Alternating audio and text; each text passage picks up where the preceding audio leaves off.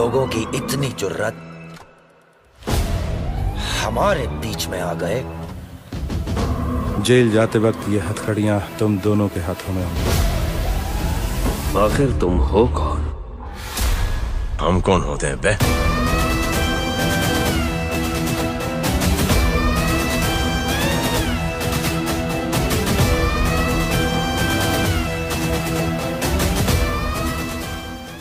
क्या जवान पहुंचा है पाकिस्तान?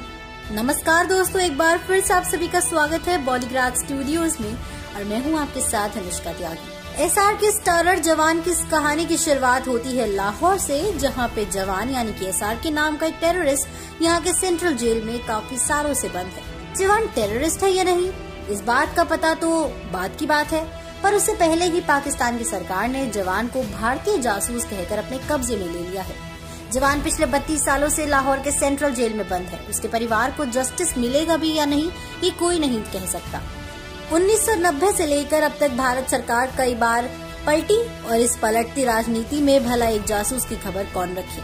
जवान का परिवार 9 सालों तक तो सुप्रीम कोर्ट और पार्लियामेंट के चक्कर काटता रहा, इस उम्मीद में कि कभी तो उनके बेटे को जस्टिस मिलेगा, पर ऐसा करते करते जस्टिस तो नहीं मिला। पर जवान की वाइफ अपने 10 साल के बेटे को पीछे छोड़ इस दुनिया से चली गई।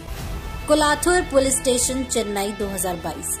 सुनने में आया है कि अगर कोई शिवा की बातों के बीच में बोलता है तो उसे अपनी नौकरी गंवानी पड़ती है। इसी वजह से कोई उससे पंगा नहीं लेता। अब खड़े खड़े नीचे क्यों देख रहे हो? जाओ और जाकर इन फाइल्स को कमिश्नर तक पहुंचाओ। शिवा केस की फाइल्स को जोर से अपने डेस्क पे पटकता है और खुद कुर्सी पे सर पे हाथ रख के बैठ जाता है।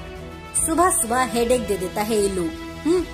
शिवा अपने मन में ऐसा कहता है और फिर अपने डेस्क पे रखी चाय को उठाकर पीने लगता है कि तभी एक आदमी दौड़ते हुए, sir it's an urgent case, भागते हुए वो आदमी शिवा से कहता है, जिससे शिवा चौंक जाता है।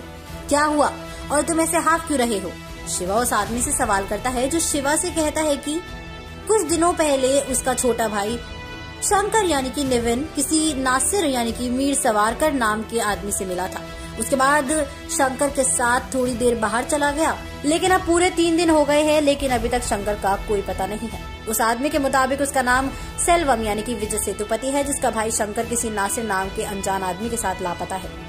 सेल्वम के मुताबिक उसे नासिर को लेकर उसके आसपास के लोगों से पूछताछ की, लेकिन नासिर का कोई पता नहीं चल पाया। असल में ऐसा कहा जाता है कि नासिर का परिवार पाकिस्तानी इमिग्रेंट है, जो पिछले 18 सालों से चेन्नई में रह रहा था, लेकिन जब से नासिर गायब है तब से ना ही उसके परिवार का कुछ पता चल पाया है और ना ही नासिर का। शिवा पहले इस केस को किडनैपिंग के तौर पे देखता है, हालांकि वो इस बात से अनजान है कि ये केस सिर्फ शंकर के लापता होने तक ही सीमित नहीं है, बल्कि आगे ऐसे कई और राज छुपे हैं जो शिवा का इंतजार कर रही है। दोस्तों, हम इसके आगे की कहानी जानेंगे इसके अगले पार्ट में, तो बने रहिए और देखते रहिए बॉलीग्राड स्टूडियोज को। हमारी आज की राइटर है क्या